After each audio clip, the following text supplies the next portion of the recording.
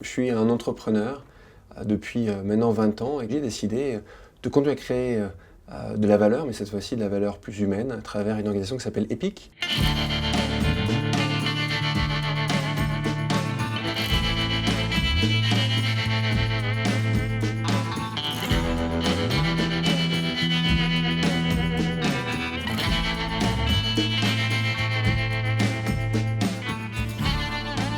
Vous étiez donc un jeune homme français brillant qui fait des bonnes études, qui lance ses propres entreprises, qui réussissent, qui les revend, qui devient riche. Et là, un beau matin, vous vous levez et vous vous dites maintenant ça suffit, je vais arrêter de gagner de l'argent, je vais aider les autres. Comment ça s'est passé?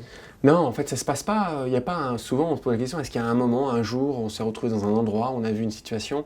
Moi, c'est quelque chose que j'imaginais déjà depuis bien longtemps. Il fallait que j'ai les moyens. Et les moyens, c'est les moyens financiers. Donc j'ai passé de nombreuses années avec un objectif de gagner pour pouvoir partager.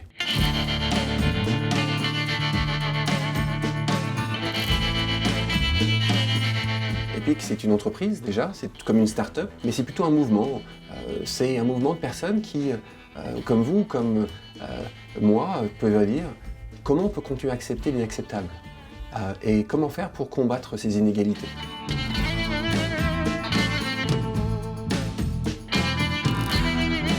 Si vous deviez, en quelques mots, décrire le fonctionnement de votre mouvement, votre plateforme EPIC. EPIC, nous luttons contre les inégalités en utilisant deux moteurs essentiels. Un, nous allons trouver, financer et aider à se développer des organisations sociales exceptionnelles à travers le monde, celles qui ont le plus d'impact. Et de l'autre côté, on va convaincre les gens que le don doit devenir la norme.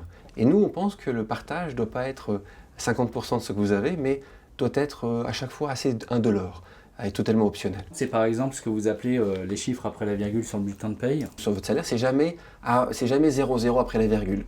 Donc les entreprises proposent à leurs salariés de donner ce qu'ils veulent après la virgule, chose simple, et après ils peuvent ensemble décider où mettre l'argent.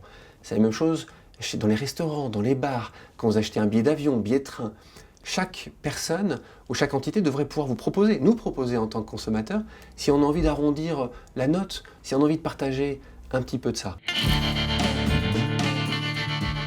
C'est là des voyages sur le terrain, sur la sélection que nous mettons en place. Chaque année, je vais avec nos équipes passer 2 mois visiter les organisations, justement les finalistes, qu'elles se trouvent en Ouganda, en Inde ou dans les quartiers compliqués des grandes régions européennes. Il y a 45 critères de sélection que nous utilisons pour sélectionner un nombre très limité d'organisations. L'année dernière, nous avons reçu 3600 dossiers de candidature, on en a sélectionné 8 organisations. Donc vous pouvez imaginer que le degré de sélection est très poussé. C'est vous qui prenez l'argent au sein d'EPIC? En fait, EPIC, dans les différents pays dans lesquels nous travaillons, on va récupérer l'argent et va le redistribuer directement après. Vous, en tant que donateur, vous avez l'occasion de donner soit à une cause qui vous touche plus qu'une autre, soit à une organisation, soit à tout le portefeuille. Alors, on est en France, dans des causes comme la vôtre, on se dit oui, mais c'est pas vraiment sincère. Ouais. Qu'est-ce qui se cache derrière ça? Est-ce que c'est votre ego? Est-ce que finalement vous faites du fric sur la misère? Voilà les points de vue, les réactions des Français typiquement face à votre démarche. J'autofinance toute la structure, donc ça me coûte beaucoup d'argent, parce que ça m'a coûté 2 millions l'année dernière, donc c'est des sommes considérables. Et donc ça résume déjà notre point d'action, c'est-à-dire qu'on a un modèle pur. Notre objectif, c'est certainement pas gagner de l'argent sur la misère des autres. Donc ça, c'est très clair.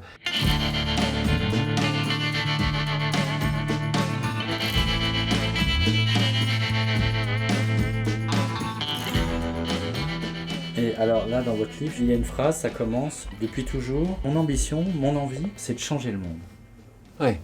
C'est énorme. Aujourd'hui, on voit un monde qui souffre, et que je pense, et ça, je vous dis, je suis en mission, moi je suis un combattant, hein, c'est ce que je suis. J'enlève ma chemise, vous allez voir des marques, des traces, des cicatrices, parce que c'est dur. On sourit, mais c'est dur de voir la souffrance des uns, c'est dur parfois de convaincre les autres, mais il n'y a plus de chemin. Hein. C'est le seul chemin qu'on peut avoir, c'est aidons, partageons. C'est le partage, pour moi, qui sera notre voie d'un monde positif demain.